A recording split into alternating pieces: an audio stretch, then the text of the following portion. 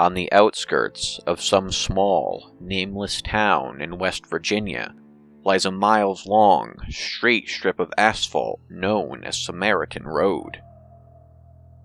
The road is nestled in its peaceful surroundings of trees and an endless landscape of forests on both sides of it. The road itself would appear to be just your average country drive, except for the urban legend it holds. The backstory to the legend does not actually exist, whether the reason is due to an uncreative author, a lack of historical information, or just country folk too traumatized to verbalize whatever happened there. Whatever the case, what happens on that road to unsuspecting travelers is most certainly known by locals. The urban legend goes like this.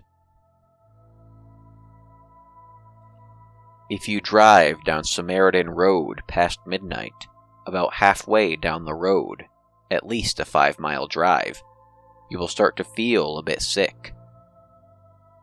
The sickness itself starts off as a bit of a stomachache, which makes you wonder if you ate something wrong, or something inside you didn't settle right. Let me warn you right now. Ride out this feeling of nausea by keeping your eyes on the road, ignoring the pain, and driving all the way through Samaritan Road at all costs. This is important. If you listen to my warning, you will be making the best choice of your life. If not, well, I guess it's only fair for me to explain what will probably become of you. If you are feeling the nausea and mentally harp on the pain long enough, the sickness itself will feed on your reaction and cause the pain to grow exponentially. You will feel as though you ate scalpels, pins, needles, scissors, knives, you name it. It will hurt like all hell. Eventually, one thought will float through your brain that will seal your fate. I need some fresh air. In your mind, for some reason or another, you will not feel as though this means you should just open a window for some air. You will feel as though you should pull over and step out of the car to let the fresh forest air nestle you from your car's processed atmosphere. Hell, even if your window was open the whole time you were driving, you will feel as though the sickness itself has been caused by you sitting in that somehow cursed car of yours. This is what she wants you to think. As you get out, you will notice how that first rush of fresh air into your lungs feels as though you are breathing for the first time. Such a breath of life being delivered to you. Not in your wildest dreams has the process of breathing seemed so naturally joyous. As you begin to enjoy the surroundings, you may look off into the trees to see if someone is out there. Don't worry, no one is out there in the trees. This I can promise you. You may spend a minute or two gazing out into the forestscape or checking the bottom of your car to find the source of your past case of nausea. Was there some gas leakage that you subconsciously breathed in? A bumpiness in the road you forgot that rattled your intestines? No, that can't be it. As you finally gaze back towards the road, your heart will suddenly skip a beat. In the road will be the figure of a young woman in a white nightgown and long black hair facing away from you. It's common knowledge to the legend that she will always face away from you.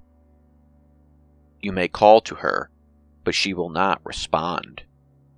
You may try to startle her to get her attention or even throw a rock at her, but I guarantee that she will stay as still as a gargoyle.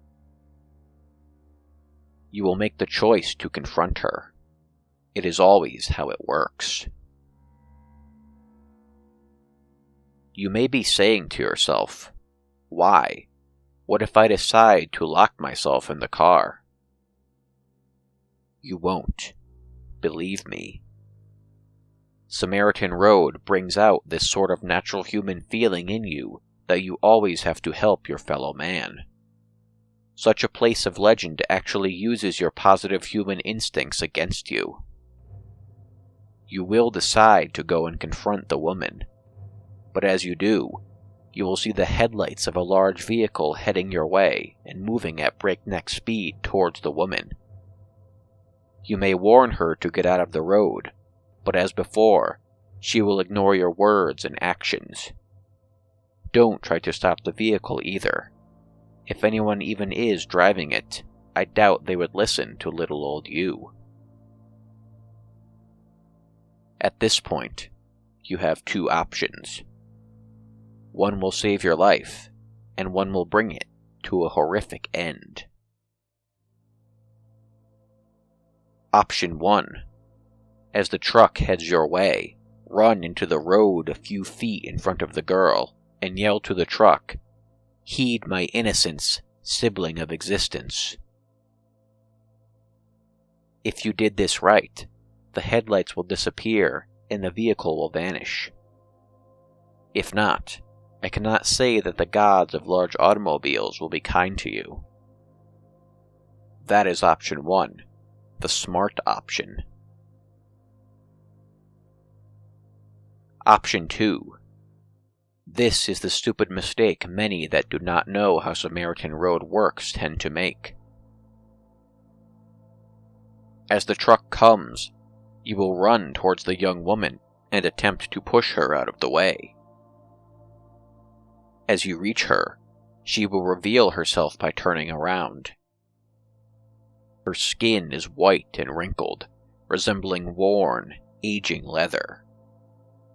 She has large, inhuman black eyes and rotting yellow teeth that looked like chipped corn cobs. She has no nose, but only 2 slits that looked as though they were cut into the middle of her face. She will scream an ungodly scream that will seem to impale your eardrums, and you will be paralyzed in fear. As you do, she will hover to the side of the road to safety and allow the gigantic vehicle to run you over. You will die on impact, as many before you have. If you happen to make it out of the predicament in option 1, the woman will be gone, and you are free to leave. Your good deed on Samaritan Road has been accomplished. Get in your car and drive. For the love of God, just drive. Leave the cursed place and never look back. 1,000,000 good deeds are not worth the pure hell surrounding the one you have just accomplished. As you leave Samaritan Road, just make sure to keep yourself calm and don't lose focus of your driving. It is customary as you leave the area to hear a young woman's voice whisper to you in the darkness, "Thank you."